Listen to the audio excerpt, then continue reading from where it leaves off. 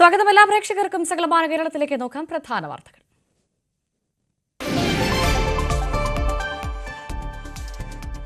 തിരുവനന്തപുരം മംഗലാപുരത്ത് ഭിന്നശേഷിക്കാരിയെ കൊന്ന പ്രതി പിടിയിലായത് പോത്തൻകോട് സ്വദേശി തൗഫീഖ്. സ്ഥിരം കുറ്റവാളിയെന്ന് പോലീസ്. മരിച്ചത് കൊയ്ത്തൂർക്കോണം സ്വദേശി തങ്കമണി. കാസർകോട് വ്യവസായിയുടെ കൊലപാതകത്തിൽ 26 പവൻ സ്വർണം കൂടി കണ്ടെടുത്ത് പോലീസ്. കണ്ടെത്തിയത് കാസർകോട്ടെ ജ്വല്ലറിയിൽ നിന്ന്. പ്രതികളെ വിശദമായി ചോദ്യം ചെയ്ത് പോലീസ്.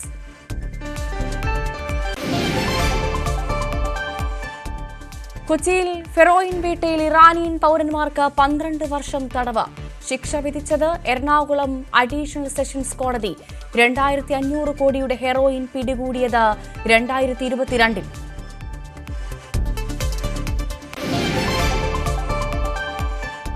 വെള്ളക്കെട്ടിൽ പൊറുതിമുട്ടി കൊച്ചി താന്തോന്നിത്തുരുത്ത് നിവാസികൾ.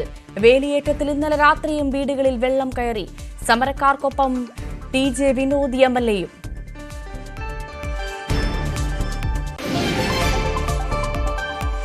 മൂന്നാർ കല്ലാറിലെ കാട്ടാന പ്രശ്നത്തിന് പരിഹാരമില്ല. മാലിന്യ സംസ്കരണ പ്ലാന്റിന് സമീപം ആനകൾ സ്ഥിരമായി തമ്പടിക്കുന്നു. പ്രതിഷേധവുമായി നാട്ടുകാർ. ഇടുക്കി ചിന്നക്കനാലിൽ കാട്ടാനക്കൂട്ടം കൃഷി നശിപ്പിച്ചു.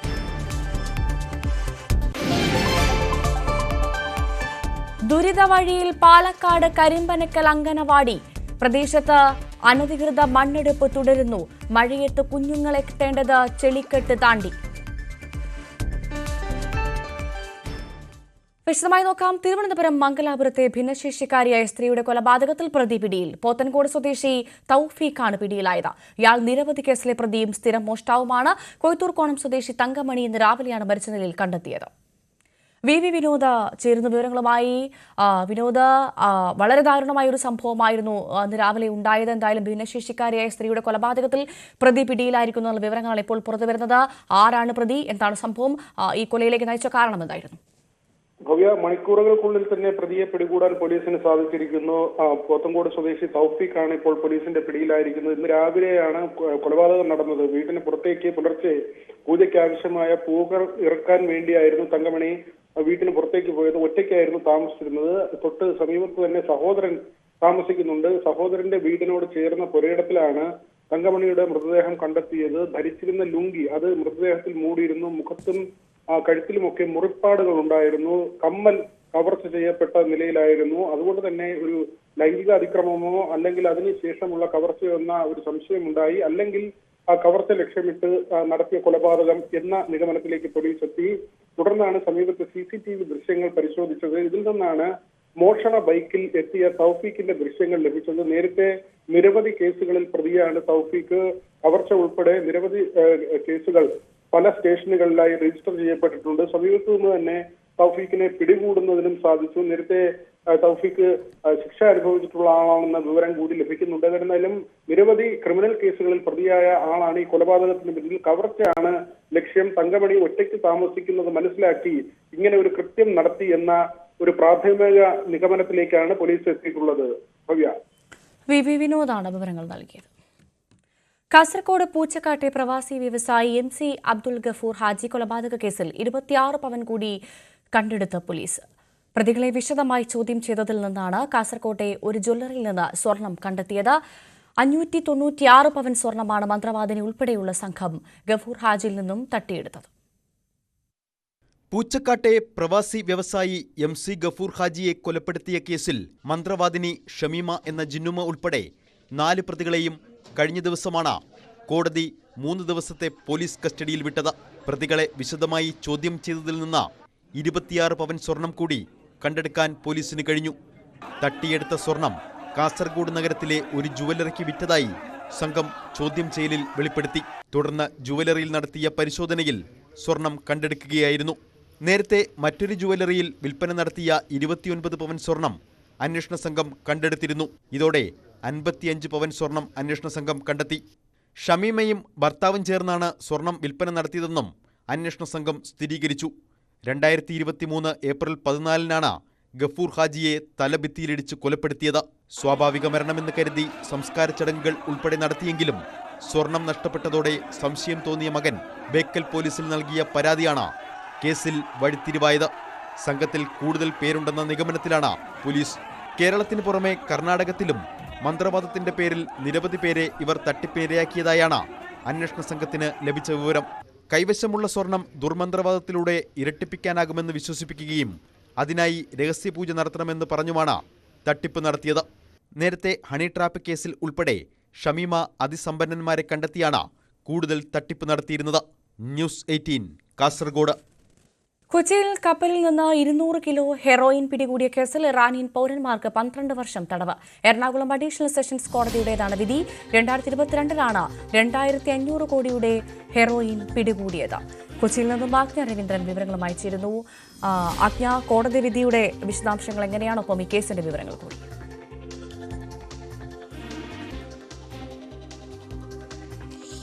ഭവ്യ, 2022 കേരളത്തിന്റെ അതിർത്തി കടന്ന് നടത്തിയ പരിശോധനയിലാണ് ഈ നാർക്കോട്ടിക് ബ്യൂറോ ഈ ഒരു വലിയ എമൗണ്ട്, അതായത് 2500 കോടിയോളം രൂപ വിലമതിക്കുന്ന ഹെറോയിൻ കണ്ടെത്തിയത്. 200 കിലോയോളം ഹെറോയിനാണ് കണ്ടെത്തിയത്. അതിനുശേഷമാണ് ഇതുമായി ബന്ധപ്പെട്ട് ഈ അന്വേഷണം തുടരുന്നതും ഈ കേസ് രജിസ്റ്റർ ചെയ്യുന്നതും 6 ഇറാനിയൻ പൗരന്മാരെ കേസുമായി ബന്ധപ്പെട്ട് അറസ്റ്റ് ചെയ്യുന്നതും. ഈ അറസ്റ്റിനെ തുടർന്ന് അതിൽ ഒരാൾ പ്രായപൂർത്തിയാകാത്ത ആളായിരുന്നതുകൊണ്ട് അയാൾക്ക് നിയമപരമായി ഇളവ് ലഭിക്കണം എന്ന് കോടതിയിൽ പ്രതിഭാഗം ആവശ്യപ്പെടുകയും, അതായത് അയാളെ കേസിൽ നിന്നും ഒഴിവാക്കണം, പൂർണ്ണമായും ജുവനൈൽ ആയതുകൊണ്ടുള്ള സാഹചര്യം കൂടി പരിഗണിക്കണമെന്ന് പ്രതിഭാഗം കോടതിയിൽ വാദിക്കുകയും ചെയ്തിരുന്നെങ്കിൽ പോലും അത് കോടതി പരിഗണിച്ചില്ല. എറണാകുളം അഡീഷണൽ സെഷൻസ് കോടതിയുടേതാണ് വിധി. ഈ ഇറാനിയൻ പൗരന്മാർക്ക് 6 പേർക്കും ഒരേ ശിക്ഷ തന്നെയാണ് വിധിച്ചിരിക്കുന്നത്. 12 വർഷം കഠിന തടവാണ് വിധിച്ചിരിക്കുന്നത്. ഇതുമായി ബന്ധപ്പെട്ട് NCB മുന്നോട്ട് വെച്ചിട്ടുള്ള, അതായത് ഈ ഇറാനിയൻ പൗരന്മാർ രാജ്യാതിർത്തി കടന്ന് ലഹരി കടത്ത് നടത്തുന്നു എന്നുള്ള NCBയുടെ വാദം കോടതി ശരിവെക്കുകയും ചെയ്തു. ഭവ്യ, ശരി. ആജ്ഞ രവീന്ദ്രനാണ് വിവരങ്ങൾ നൽകിയത്. വെള്ളക്കെട്ട് മൂലം പൊറുതിമുട്ടിയ കൊച്ചി താന്തോന്നി തുരുത്ത് നിവാസികൾ വീണ്ടും പ്രതിഷേധത്തിൽ.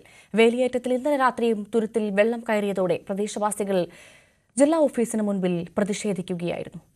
സമരത്തിന് ഐക്യദാർഢ്യവുമായി TJ വിനോദ് MLAയുമുണ്ട്. കൊച്ചി താന്തോന്നിത്തുരുത്തിലെ 60ഓളം കുടുംബങ്ങൾ അവരുടെ ആവശ്യമുന്നയിച്ച് സമരം നടത്താൻ തുടങ്ങിയിട്ട് വർഷങ്ങളായി. പക്ഷെ ഇപ്പോഴും അവരുടെ ആവശ്യം സർക്കാരുകൾ അംഗീകരിക്കുന്നില്ല. ഏറ്റവും ഒടുവിലായി ഇവർക്ക് ഒരു ഔട്ടർ ബണ്ട് നിർമ്മിച്ചു നൽകാമെന്ന് ഉറപ്പ് നൽകിയിരുന്നു. കളക്ടറുടെ നേതൃത്വത്തിൽ നടന്ന ഈ ചർച്ചയിലായിരുന്നു ആ ഒരു തീരുമാനമുണ്ടായത്. പക്ഷേ എപ്പോഴും ആ ബണ്ട് റോഡ് നിർമ്മാണം അത് ഇപ്പോഴും അകന്നു തന്നെ നിൽക്കുകയാണ്.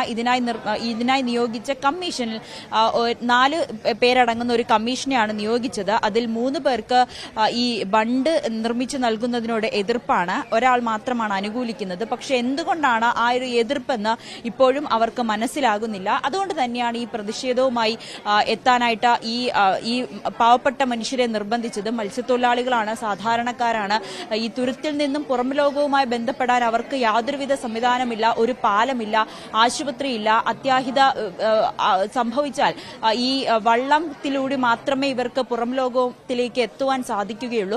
അങ്ങനെ നിൽക്കുന്ന ഈ ഞങ്ങളായിട്ടുള്ള പാവപ്പെട്ടവരായിട്ടുള്ള ഞങ്ങളോട് എന്തിനാണ് സർക്കാർ ഇങ്ങനെ അവഗണന കാണിക്കുന്നത് എന്ന് ചോദിച്ചുകൊണ്ടാണ് ഇപ്പോൾ ഇവർ സമരം നടത്തുന്നത്. അമ്മേ, കുറേ നാളുകളായിട്ടുള്ള നിങ്ങളുടെ ഒരു സമരമാണ്. ഇതുവരേക്കും അതിനൊരു പരിഹാരം കിട്ടിയിട്ടില്ല. എല്ലാം പോട്ടെ, 10-20 വർഷമായി ഞങ്ങൾ ഇത് അനുഭവിക്കാൻ തുടങ്ങണം. എന്തിനെങ്കിലും വരുമ്പോൾ ഞങ്ങളത് പറയുമ്പോൾ വന്നവർ പരിഗണിച്ച് വരാമെന്ന് പറഞ്ഞാൽ പിന്നെ അധികാരികളും വരൂല, ആരും വരൂല. ഞങ്ങളുടെ കുഞ്ഞുങ്ങൾക്ക് ഒരു ബോട്ടുള്ളൂ പഠിക്കാൻ പോകാൻ. അത് ഇല്ലെങ്കിൽ അന്നത്തെ ദിവസം പോകില്ല. എല്ലാം പോട്ടെ, വേലിയേറ്റം വന്ന് ടോയ്ലറ്റ് മുഴുവൻ നിറഞ്ഞു കിടന്നിട്ട് അതുങ്ങൾക്ക് അതിന് പോലെയുള്ള സൗകര്യമില്ല. അത്ര ഞങ്ങൾ ഇനി കുഞ്ഞുങ്ങളായിട്ട് ജീവിക്കാൻ അനുവദിച്ചില്ലെങ്കിൽ ചാടാൻ കണക്കാക്കി തന്നെ വന്നേക്കണേണ്. ഞങ്ങളാ പോയിക്കോട്ടെ, ഞങ്ങളുടെ കുഞ്ഞുങ്ങൾക്കായിട്ട് തലമുറ എന്തെങ്കിലും ഒരു ഭാവിയിൽ വന്ന. അതുകൊണ്ട് അങ്ങനെയുള്ള ഇതിൽ അനുഭവിച്ച് ഞങ്ങൾക്ക് മതിയായി. ഞങ്ങളുടെ പെരയിലുള്ളിടത്തോളം നശിഞ്ഞ അതൊക്കെ പോട്ടെ, എങ്ങനെ ഞങ്ങൾ അവിടെ ജീവിച്ചു പോകും?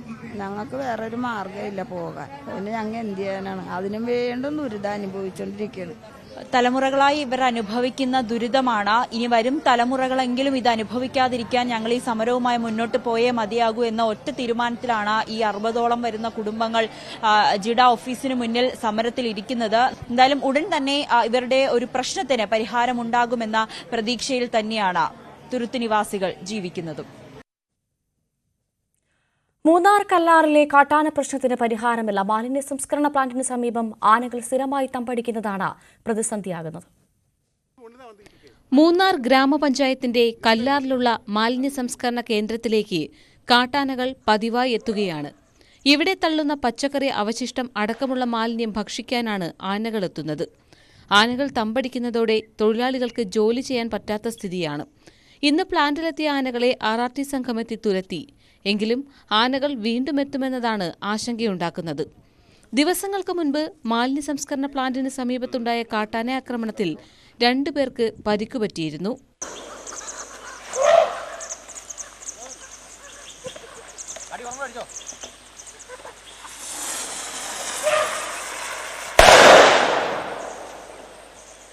ആനകളെ തുരത്തുമ്പോൾ ഇവ ജനവാസ മേഖലയിലേക്ക് കടക്കുന്നതായി നാട്ടുകാരും പരാതിപ്പെടുന്നു.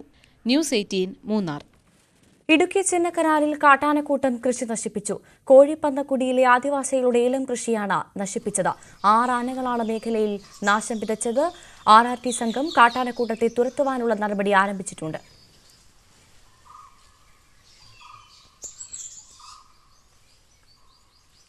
പരാധീനതകൾക്ക് നടുവിലാണ് പാലക്കാട് കരിമ്പനക്കൽ അങ്കണവാടി. പ്രദേശത്തെ അനധികൃത മണ്ണെടുപ്പ് അംഗൻവാടിയുടെ പ്രവർത്തനത്തെ സാരമായി ബാധിച്ചു.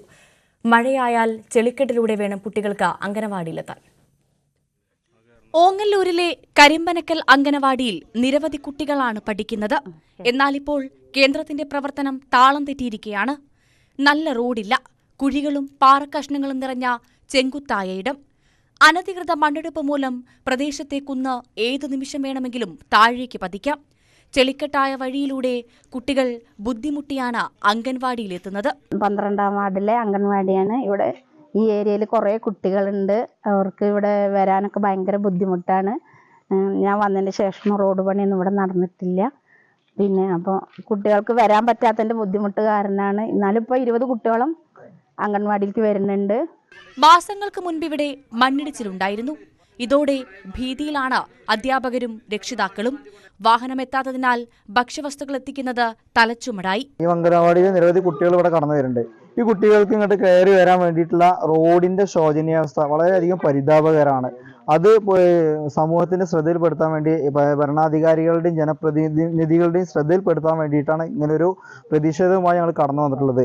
ഇവിടെ ഈ അംഗനവാടിക്ക് കയറുന്ന ഈ പ്രദേശം, ഈ നിരപ്പായ പ്രദേശം ഏകദേശം ഇത് കയറ്റുന്ന സമയത്ത് ഈ റോഡിന്റെ പ്രതലം അംഗനവാടിയും കുട്ടികൾക്ക് കയറാൻ രൂപത്തിലാണ് ഇത് ഉണ്ടാക്കിയിട്ടുണ്ടായിരുന്നത്. പിന്നീട് ഇവിടുത്തെ പുതുതായി കടന്നുള്ള മെമ്പറിന്റെ പാർട്ടികൾ ഇത് എന്തോ ഒരു ആവശ്യം, ഇതിന്റെ മണ്ണെടുപ്പുമായി ബന്ധപ്പെട്ട് സ്വകാര്യ സ്വാർത്ഥ താല്പര്യത്തിന് വേണ്ടി ഇവിടുത്തെ മണ്ണ് മാന്തിയെടുത്തപ്പോൾ ഇത് വലിയൊരു ഹൈറ്റ് കൂടിയ പ്രദേശമായി. ഇപ്പൊ അവിടുത്തെ കുട്ടികൾക്ക് കയറാൻ വലിയ പ്രയാസമാണ് ഇപ്പോൾ ഉള്ളത്. പ്രശ്നത്തിന് അടിയന്തര പരിഹാരം കണ്ടെത്തി കുട്ടികളുടെ സുരക്ഷ ഉറപ്പാക്കണമെന്നാണ് ആവശ്യം. ന്യൂസ് 18 പാലക്കാട്. ആര്യനാട്ടെ കുടുംബശ്രീ വായ്പ തട്ടിപ്പ് ഒതുക്കി തീർക്കാൻ നീക്കമെന്ന് പരാതി. അംഗങ്ങൾ അറിയാതെ 20 ലക്ഷം രൂപയാണ് കുടുംബശ്രീ യൂണിറ്റ് സെക്രട്ടറി വായ്പ എടുത്തത്. പരാതി ഉയർന്നതോടെ വായ്പാ തുക തിരിച്ചടച്ച് രക്ഷപ്പെടാനാണ് നീക്കം. പൊട്ടഞ്ചിറ വാർഡിലെ വിഷ്ണുനഗർ കുടുംബശ്രീ യൂണിറ്റിലാണ് തട്ടിപ്പ് നടന്നത്. സ്വയം തൊഴിൽ വായ്പ എന്ന പേരിലാണ് യൂണിറ്റ് സെക്രട്ടറി സന്ധ്യ വായ്പ എടുത്തത്. യൂണിറ്റിലെ മുഴുവൻ അംഗങ്ങളുടെയും അനുമതിയില്ലാതെയായിരുന്നു വായ്പ. സന്ധ്യ എന്ന് പറയുന്ന ആൾ പറഞ്ഞ അവളെ സംരംഭത്തിന് വേണ്ടി ലോൺ എടുക്കുകയാണ്, അതിൽ ഒപ്പിട്ട് കൊടുക്കുമെന്ന് കേട്ടു. അപ്പം ഞാൻ പറഞ്ഞ് ഇത് സംരംഭത്തിന് വേണ്ടി ഒപ്പിടാൻ എനിക്ക് പറ്റൂല, കാരണം എനിക്ക് ഒരുപാട് ബാധ്യതകളുണ്ട്, എനിക്ക് വേറെ ലോണൊക്കെ ഉണ്ട്, അതിനുവേണ്ടി എനിക്ക് ഒപ്പിടാൻ പറ്റൂല. കുടുംബശ്രീക്ക് ആണ് എടുക്കുന്നതെങ്കിൽ അതിൽ എല്ലാവർക്കും ഒരുപാട് ഷെയർ വരുമെങ്കിൽ ഞാൻ ഒപ്പിട്ട് തരാമെന്ന് പറഞ്ഞു. അപ്പോൾ അവൾ പറഞ്ഞില്ല, അവളെ സംരംഭം വെച്ചെടുക്കുന്ന ലോണാണ്, അതിന് ഒപ്പിടേണ്ടി എന്ന് പറഞ്ഞ് ബാക്കി 12 അംഗങ്ങളെയും കൂട്ടി ഒപ്പിട്ട് ബാങ്കിൽ പോയി ഒപ്പിട്ടപ്പോൾ അവിടെ എത്തിയപ്പോഴാണ് ആളുകൾ അറിയണത് ഇത് എത്ര ലക്ഷം രൂപയാണെന്ന് അറിയണത്. യൂണിറ്റ് പ്രസിഡന്റ് ആതിര പരാതിയുമായി പഞ്ചായത്തിനെ സമീപിച്ചു. ഇതോടെയാണ് സ്വയം തൊഴിൽ വായ്പ അല്ലെന്നും കുടുംബശ്രീ യൂണിറ്റിനുള്ള പങ്കും മനസ്സിലായത്. പ്രശ്നമൊക്കെ ഞാൻ പരാതി തുറന്ന് ബാങ്കിൽ നിന്ന് ഒരാൾ നമ്മുടെ കുടുംബശ്രീയിൽ വന്ന് അവർക്ക് കിട്ടിയ സംരംഭ ലോണാണ്, അല്ലാതെ ലിങ്കേജ് വായ്പ അല്ലെന്നാണ് അവിടെ നിന്ന് വന്ന ആളും അവിടെ ഇരുന്നുകൊണ്ട് പറഞ്ഞു. അങ്ങനെ അവള് 10 ലക്ഷം രൂപ അവളും എടുത്തിട്ട് 10 ലക്ഷം രൂപ എന്റെ പരാതിയെ തുടർന്ന് ബാക്കിയുള്ള 9 പേർക്കായിട്ട് വീതിക്കാൻ വേണ്ടി വെച്ച് അവിടെ നിന്ന് സാറ് വിളിച്ച്, പിന്നീട് എന്റെ പരാതിയെ തുടർന്ന് സാറ് കുടുംബശ്രീയിലെ എല്ലാ അംഗങ്ങളെയും കൂടെ വിളിച്ചിട്ട് പഞ്ചായത്തിൽ ചെല്ലാൻ പറഞ്ഞ്. പഞ്ചായത്തിൽ ചെന്നപ്പോഴാണ് സാറ് പറയുന്നത് ഇത് അവർക്ക് കിട്ടിയ സംരംഭ ലോണല്ല, കുടുംബശ്രീക്ക് കിട്ടിയ ലിങ്കേജ് വായ്പയാണെന്ന് എല്ലാവരും അറിയണേ. പഞ്ചായത്ത് ഇടപെട്ട സെക്രട്ടറിയെ കൊണ്ട് വായ്പ തിരിച്ചടപ്പിച്ചു. പഞ്ചായത്തിലെ CDS ചെയർപേഴ്സണ് തട്ടിപ്പിൽ പങ്കുണ്ടെന്ന് ആരോപണമുണ്ട്. പരാതി നൽകിയ യൂണിറ്റ് പ്രസിഡന്റ് ആതിരയ്ക്കെതിരെ മാനനഷ്ട കേസ് നൽകിയതിലും പ്രതിഷേധം ഉയരുകയാണ്. CDS ചെയർപേഴ്സന്റെ രാജി ആവശ്യപ്പെട്ട് കോൺഗ്രസ് പ്രക്ഷോഭം ആരംഭിച്ചു.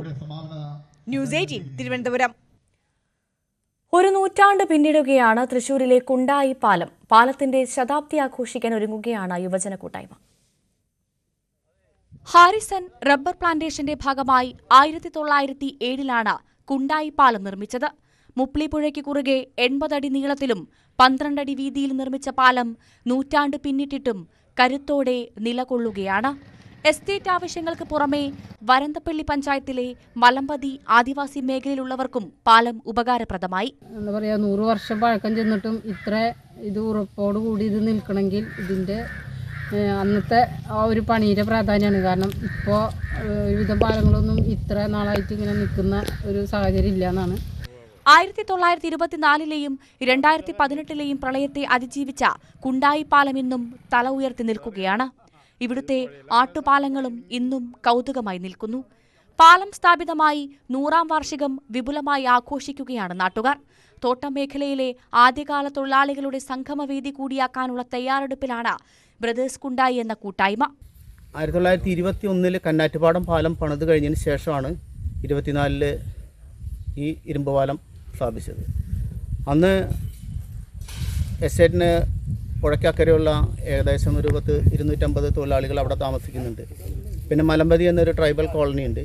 അവരുടെയൊക്കെ യാത്രാ സൗകര്യമൊക്കെ പരിഗണിച്ചുകൊണ്ടാണ് പിന്നെ എസ്റ്റേറ്റിലെ റബ്ബർ ഉൽപ്പന്നങ്ങൾ ഫാക്ടറിയിലെത്തിക്കാനും ഇവിടെ നിന്നുള്ള മരങ്ങൾ പുറത്തേക്ക് കൊണ്ടുപോകാനുള്ള സൗകര്യത്തിനൊക്കെ വേണ്ടിയാണ് ഇരുമ്പ് പാലം സ്ഥാപിച്ചത്. ആദ്യകാല തോട്ടം തൊഴിലാളികളെ ചടങ്ങിൽ ആദരിക്കും. ഞായറാഴ്ചയാണ് ആഘോഷ പരിപാടികൾ. ന്യൂസ് 18 തൃശൂർ. എറണാകുളം പല്ലാരിമംഗലത്ത് നവീകരിച്ച കുടമുണ്ട വെള്ളാരമറ്റം റോഡ് തുറന്നു. ആന്റണി ജോൺ MLA ഉദ്ഘാടനം ചെയ്തു. 2 കോടി രൂപ ചെലവഴിച്ചാണ് ആധുനിക രീതിയിൽ റോഡ് നവീകരിച്ചത്.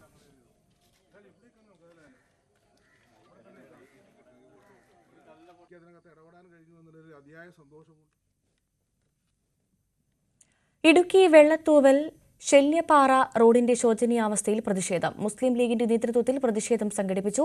തകർന്നു കിടക്കുന്ന റോഡ് അടിയന്തരമായി നന്നാക്കണമെന്നാണ് ആവശ്യം.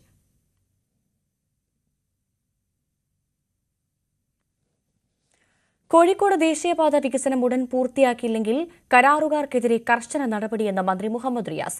2 ദിവസത്തിനകം ജില്ലാ കളക്ടറുടെ നേതൃത്വത്തിൽ യോഗം ചേരും. കമ്പനികൾ തിരുത്താൻ തയ്യാറായില്ല എങ്കിൽ ടെർമിനേഷൻ നടപടിയിലേക്ക് കടക്കുമെന്നും മുഹമ്മദ് റിയാസ്. അഴിയൂർ വെങ്ങളം ബീച്ചിൽ പണി ഇഴയുന്നതിലാണ് പ്രതികരണം. ഈ റീച്ചിന്റെ പ്രവൃത്തി മന്ദഗതിയിലാണ് എന്നുള്ള വിവരം പ്രത്യേകം ധരിപ്പിച്ചിരുന്നു. വേഗത്തിലാക്കാനുള്ള നിലപാട് അദ്ദേഹം സ്വീകരിച്ചിട്ടുണ്ട്. ദേശീയപാത അതോറിറ്റിയുടെ ഉദ്യോഗസ്ഥരും അത് ബോധ്യപ്പെട്ടിട്ടുണ്ട്.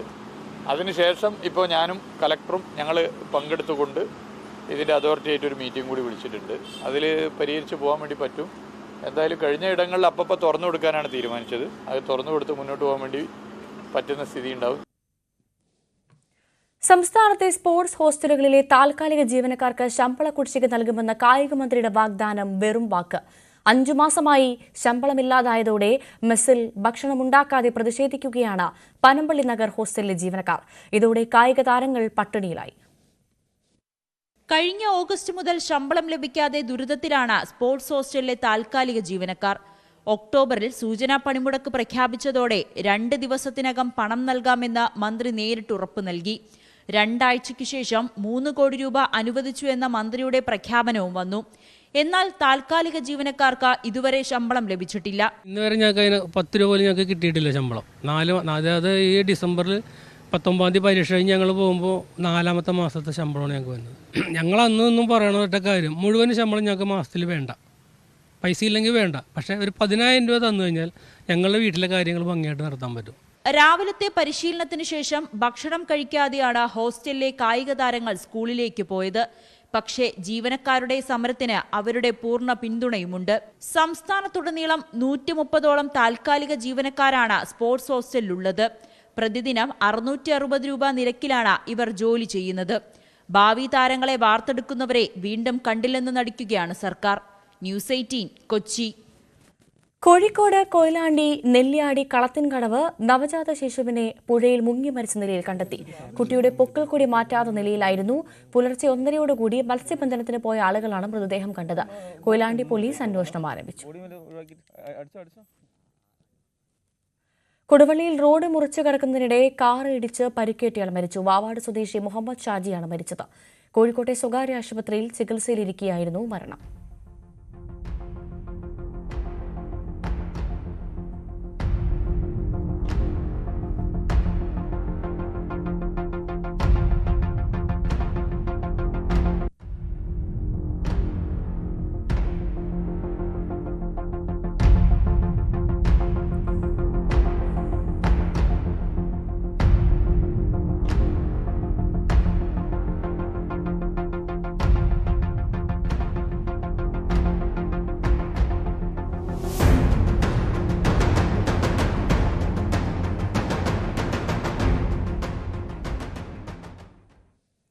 ഗുരുവായൂർ ഏകാദശിയോടനുബന്ധിച്ച് ഗുരുവായൂർ കേശവൻ അനുസ്മരണം നടന്നു.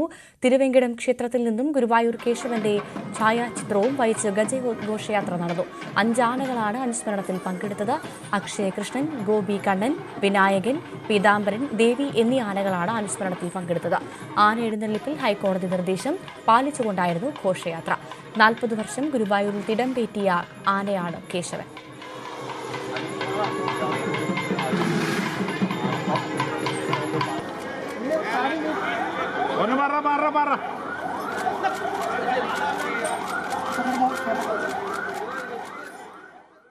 ചെമ്പൈ സംഗീത മണ്ഡപത്തിൽ 100ഓളം കലാകാരന്മാരുടെ പഞ്ചരത്ന കീർത്തനാലാപനവും നടന്നു.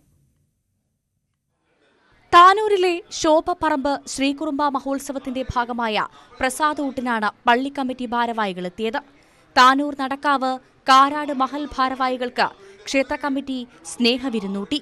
മുമ്പ് പള്ളിയുടെ ഉദ്ഘാടനത്തിന് ക്ഷേത്ര കമ്മിറ്റി അംഗങ്ങളും പങ്കെടുത്തിരുന്നു. ഇന്നത്തെ ഈ കാലഘട്ടത്തിൽ ഇത്തരം സംവിധാനങ്ങൾ ക്ഷേത്രങ്ങളും പള്ളികളും ഒരുമിച്ച് നിന്ന് ഒരേപോലെ ചിന്തിച്ച് കൈകോർത്ത് പിടിച്ചുകൊണ്ട് പൊതുസമൂഹത്തിന് മാതൃകയായി തീരാൻ മുൻകൈയെടുത്ത ക്ഷേത്ര കമ്മിറ്റിയെയും അതിനുവേണ്ടി തയ്യാറായ പള്ളി കമ്മിറ്റിയെയും മുക്തകണ്ഠം പ്രശംസിക്കുകയാണ്.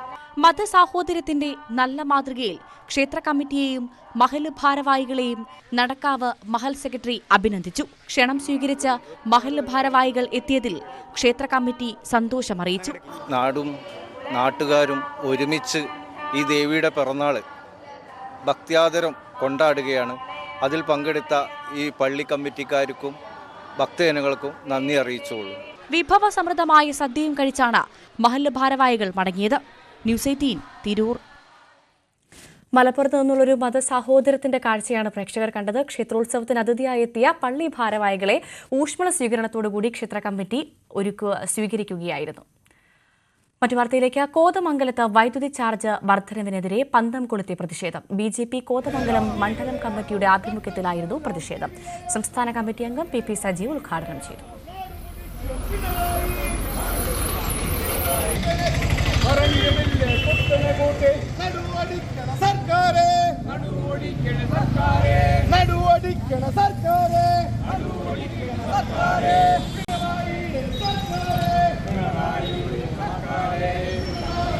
നടത്തേണ്ട സാഹചര്യം ഉണ്ടായിട്ടുള്ളത് നമുക്കറിയാം. പിണറായി ഗവൺമെന്റ് അധികാരത്തിൽ വന്നതെല്ലാം എഴുതി തള്ളിക്കൊണ്ട് തൃശൂർ കരിവന്നൂർ ബാങ്കിൽ വീണ്ടും ഇഡിയുടെ പരിശോധന. അനധികൃത വായ്പ എടുത്തവരുടെ സ്വത്തുക്കൾ കണ്ടുകെട്ടാനുള്ള നീക്കത്തിന്റെ ഭാഗമായാണ് പരിശോധന. ബാങ്ക് പരിധിക്ക് പുറത്തുള്ളവരുടെ ലോൺ വിശദാംശങ്ങൾ ഇഡി ശേഖരിച്ചു. സ്ഥലപരിധി ലംഘിച്ച് വൻതുക ലോൺ എടുത്തവരുടെ സ്വത്തുക്കൾ കണ്ടുകെട്ടാനാണ് നീക്കം. ശരണമന്ത്ര മുഖരിതം സന്നിധാനം. ശബരീശ ദർശനം നിങ്ങൾക്കായി സമർപ്പിക്കുന്നത് മിൽമ ഗീ. വ്രതശുദ്ധിയുടെയും നന്മയുടെയും നാളുകൾ പരിശുദ്ധമാക്കാം മിൽമയ്ക്കൊപ്പം. ശബരിമലയിൽ ദർശന രീതിയിൽ മാറ്റം വരുന്നു. കൊടിമരം കഴിഞ്ഞാൽ നേരിട്ട് ശ്രീകോവിലേക്ക് എത്തി അയ്യപ്പ വിഗ്രഹം കാണാവുന്ന രീതിയിലാകും ക്രമീകരണം. അടുത്ത തീർത്ഥാടന കാലം മുതൽ സൗകര്യമൊരുക്കാനാണ് ദേവസ്വം ബോർഡ് ആലോചിക്കുന്നത്. ഗുരുവായൂർ മാതൃകയിൽ വിഗ്രഹം നേരിട്ട് കണ്ട് നടന്നു വരാവുന്ന രീതിയിലാണ് മാറ്റം കൊണ്ടുവരുന്നത്. കൊടിമരം കഴിഞ്ഞ് നേരിട്ട് പ്രവേശനം. പൊക്കം കുറവുള്ള തീർത്ഥാടകർക്കും തുടക്കം മുതൽ വിഗ്രഹം കണ്ട് തൊഴുതു വരാവുന്ന രീതിയിൽ നിർമ്മാണ പ്രവർത്തനം നടത്തും. തന്ത്രി ഉൾപ്പെടെയുള്ളവർ ഇതിന് അനുമതി നൽകി കഴിഞ്ഞു. അയ്യപ്പനെ കാണാൻ ഒരു നിമിഷം മാത്രം ലഭിക്കുന്ന രീതി അവസാനിപ്പിക്കാനാണ് ശ്രമമെന്ന് Devaswom board president PS Prashanth news 18നോട് പറഞ്ഞു. ഇവിടെ എത്തുന്ന ഭക്തർക്ക് തൃപ്തിയോടുകൂടി മലയിറങ്ങി പോകാൻ ഭഗവാനെ കാണാൻ പറ്റുന്നില്ല. നേരിട്ട് തൊഴിൽപ്പിക്കാനുള്ള സംവിധാനം നമ്മൾ ആലോചിക്കുകയാണ്. നേരിട്ടുള്ള ദർശനം ഒരുക്കണമെങ്കിൽ ബഹുമാനപ്പെട്ട തന്ത്രിയുടെ നിർദ്ദേശം വേണം, പെർമിഷൻ വേണം. അത് ഞങ്ങൾ തന്ത്രിയുമായി ആലോചിച്ചു കഴിഞ്ഞു. തന്ത്രിക്കൊന്നും അതിന് എതിരൊന്നുമില്ല. ഇവിടെ എത്തുന്ന ഭക്തർക്ക് എന്താ പ്രധാനം? ഇവിടെ എത്തുന്ന ഭക്തർക്ക് തൃപ്തിയോടുകൂടി ഭഗവാനെ കണ്ടുപോകണം. അതാണല്ലോ തന്ത്രിയുടെയും ദേവസ്വം ബോർഡിന്റെയും ഒക്കെ ആഗ്രഹം. ഈ സീസൺ കഴിഞ്ഞാലുടൻ റോപ്പ് വേ നിർമ്മാണം ആരംഭിക്കും. അടുത്ത തീർത്ഥാടന കാലത്തിനു മുൻപ് ആദ്യഘട്ടം പൂർത്തിയാക്കും. കാർ ആംബുലൻസും ചരക്ക് ഗതാഗതവും ഇതുവഴി സാധ്യമാക്കും. പ്രായം ചെന്നവർക്കും ആരോഗ്യ പ്രശ്നങ്ങളുള്ളവർക്കുമാണ് ഇതുവഴി പ്രവേശനം ആലോചിക്കുന്നത്. കാലക്രമേണ ട്രാക്ടറും ഡോളി സംവിധാനവും അവസാനിപ്പിക്കാനും ഇതുവഴി ലക്ഷ്യമിടുന്നു. ആദ്യഘട്ടത്തിൽ കാർ ആംബുലൻസ് ആണ്. പ്രായമായവർക്കും മറ്റ് അസുഖമുള്ളവർക്കും ഒക്കെ അതിനെ ആശ്രയിക്കാൻ സാധിക്കും. പക്ഷേ ആചാരപരമായ കാര്യം എന്ന് പറയുന്നത് മല കയറി നടന്നു വരിക എന്നുള്ളതാണല്ലോ. അതല്ലാത്ത ആളുകളും ഉണ്ടാവും. അങ്ങനെ വരുമ്പോൾ നമുക്ക് ഈ ഡോളി, ഈ ട്രാക്ടർ ഇതിനെയൊക്കെ നമുക്ക് ഒഴിവാക്കാൻ സാധിക്കും. അതൊരു മുഖവിലേക്ക് എടുത്തുകൊണ്ട് തന്നെയാണ് നമ്മൾ റോപ്പ് വേയുമായി ബന്ധപ്പെട്ട് മുന്നോട്ട് പോകുന്നത്. ശബരിമല മാസ്റ്റർ പ്ലാൻ പദ്ധതി അനുസരിച്ചുള്ള പ്രവർത്തനങ്ങളിലേക്ക് വേഗം കടക്കാനാണ് സർക്കാരും ദേവസ്വം ബോർഡും ലക്ഷ്യമിടുന്നത്. ഹൈക്കോടതിയുടെ മേൽനോട്ടവും നിർദ്ദേശവും പരിഗണിച്ചാകും അന്തിമ തീരുമാനങ്ങൾ. ക്യാമറമാൻ ബിബിൻ മുരളിക്കൊപ്പം ജി ശ്രീജിത്ത്, ന്യൂസ് 18 സന്നിധാനം. ശബരീശ ദർശനം നിങ്ങൾക്കായി സമർപ്പിച്ചത് മിൽമാഗി. വ്രതശുദ്ധിയുടെയും നന്മയുടെയും നാളുകൾ പരിശുദ്ധമാക്കാം മിൽമയ്ക്കൊപ്പം. സ്വർണം വെള്ളി നിരക്കുകൾ. കവിത ഗോൾഡ് ആൻഡ് ഡയമണ്ട്സ് ഇന്നത്തെ സ്വർണം വെള്ളി നിരക്കുകൾ നിങ്ങൾക്കായി സമർപ്പിക്കുന്നത് Kavitha gold and diamonds. Choose your special. സ്വർണം 22 ക്യാരറ്റ് ഗ്രാമിന് 7195, പവൻ 57,560. സ്വർണം 18 ക്യാരറ്റ് ഗ്രാമിന് 5950, പവന് 47,600. വെള്ളി ഗ്രാമിന് 101, കിലോയ്ക്ക് 1,00,000. കവിത ഗോൾഡ് ആൻഡ് ഡയമണ്ട്സ് ഇന്നത്തെ സ്വർണം വെള്ളി നിരക്കുകൾ നിങ്ങൾക്കായി സമർപ്പിക്കുന്നത് Kavitha gold and diamonds. Choose your special. പൂർണ്ണമാകുന്ന സകലമാണ് കേരളം. ഇനി ഇടവേളയ്ക്ക് ശേഷം കാണാം സ്പോട്ട് ലൈവ്. രഞ്ജിത്ത് രാമചന്ദ്രൻ ചേരും. നമസ്കാരം.